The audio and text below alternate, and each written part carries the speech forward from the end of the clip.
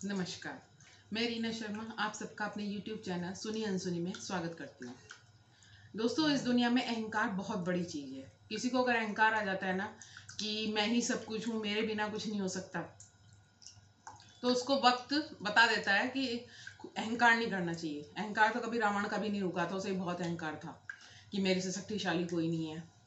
एक व्यक्ति था, उसको बड़ा रहता था कि पूरा परिवार मैं ही पालता हूँ, जो भी है मेरे से ही होता है, मेरे बिना घर ना चले, सबसे बड़ा वो घर का मैं ही करता हूँ। जॉब करता था वो, तो उसको हर टाइम यही रहता था। तो वो एक बार दोस्त के साथ किसी सत्संग में गया, वहाँ संत महाराज कह रहे थे कि सबके किसी के बिना कुछ नहीं रुकता है, इस दुनिया में चक्र चलता ही रहता है।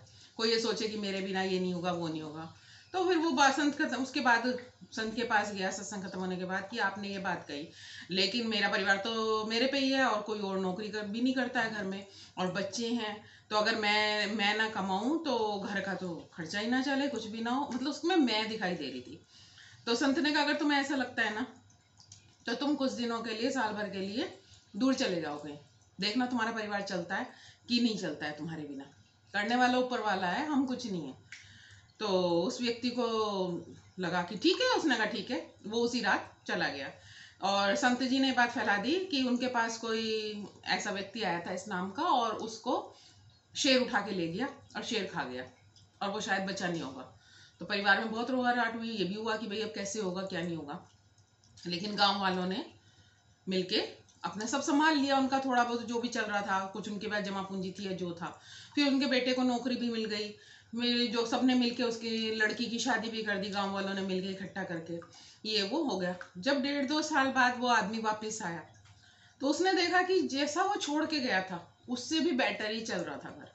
मतलब अगर उसको ये गुमान था कि मैं चला गया, मेरे वजह से ही परिवार, ठीक है, बंदे किसी के जाने से करने से परिवार डिस्टर्ब हो जाता है या फर्क पड़ता है, लेकिन सिर्फ ये कि मेरी वजह से ही चल रहा है या मैं ना कमाऊं तो मेरा परिवार सड़क पे आ जाएगा या ये वो, ऐसा कहना बेकार है। देने वाला खिलाने वाला ऊपर बैठा है, सब उसी की उससे होता है। ऐसे ही कोई भी बात होती है वो श्रद्धा की होती है। जैसे अहंकार है, ऐसे एक श्रद्धा है। अगर आपकी किसी चीज में श्रद्धा है तो आपकी वो बात पूरी होकर रहती है। मतलब अगर आपने कोई भी काम दिल से किया है तो वो होता ही है। जैसे एक पंडित जी थे, उनको हर वक्त यही रहता था कि भाई जो कुछ भी है पहले कृष्ण जी को खिलाना है, कृष्ण जी के लिए निकालना है। कृष्ण जी के बहुत बड़े भक्त थे और उनके मंदिर के पुजारी भी थे। तो घर में कोई भी कपड़ा आए, मीठा आए, कोई चीज आए, तो वो सबसे पहले कृष्ण के जी के लिए उठा के रख देते थे। तो उनकी वाइफ को जो थी, बीवी को, उनको इस बात की बड़ी चिढ़ रहती थी कि जो कोई भी कुछ भी चीज होती है ये पहले कृष्ण जी के निकाल देते हैं, और वो कौन सा पहन रहे हैं, वो कौन सा खा रहे हैं, कर रहे हैं, बस एक मन की वो है। तो एक बार उन्होंने लड्डू आए तो रख के पहले मैं कृष्ण जी को खिलाया। तो उनकी पत्नी ने कहा कि ऐसा है, अब बिना खिलाए वापस मत आ जाना, देखो कितना खाते हैं तुम्हारे कृष्ण जी, तो मैं हर सबसे पहले उन्हीं की रहती है कि पहले उन्हें खिला दूं, उन्हें कर दूं। वो ना खाते हैं ना पहनते हैं, लेकिन तुम्हें सबसे ज्यादा आज खिला के जाना। उन्होंने कहा, पुजारी ने कहा ठीक है।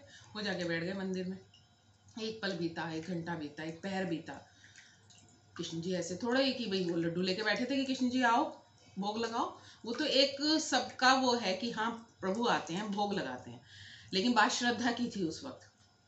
सारी रात बैठे रहे, सारी शाम हो गई, सारी रात हो गई। जब रात का दूसरा, उन्होंने मन में वो कृष्ण जी का जाप करते रहे। कृष्ण जी एक बालक रूप में आए, उनके कंधे पे हाथ रखा और कहा कि मुझे लड्डू खाने हैं। पहले तो समझ में नहीं आया कि भाई ये तो कृष्ण जी के लिए मैं इस बालक को कैसे दे दूं, और ये आधी रात में यहाँ आया कैसे। लेकिन चलो उन्हें ये लगा कि अब कृष्ण जी तो आएंगे नहीं, बच्चों में भी भगवान का रूप है। उन्होंने 2 लड्डू उठा के कृष्ण जी को दे दिए। तभी जैसे जो उन्होंने बालक इधर गया और उन्होंने देखा कि वो लड्डू के 2 दाने कृष्ण जी की मूर्ति पे लगे हुए हैं। मतलब कृष्ण बालक रूप में वो कृष्ण जी आए थे और उन्होंने वो लड्डू खा लिए। तो मतलब श्रद्धा की बात है। अगर जब भक्त किसी चीज पे आ जाता है कि मुझे ये करना है या ये होगा, तो वो होता ही है।